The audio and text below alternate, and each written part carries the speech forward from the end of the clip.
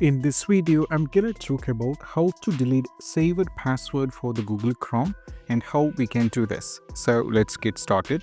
So first of all, if you wanted to delete the saved password from the Google Chrome, which is going to improve the security of your, the password and all those things. So this is what we have to do.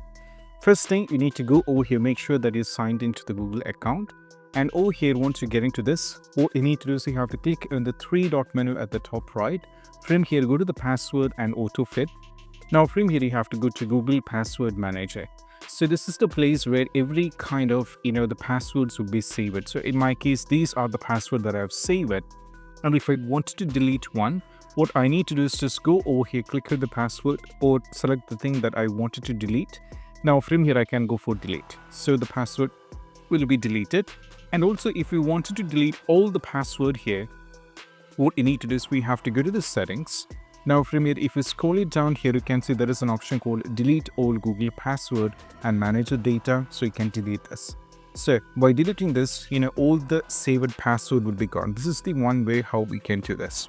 And we have one more step. That is all about what you need to do is we have to go to the Google Chrome and make sure that you're signed in.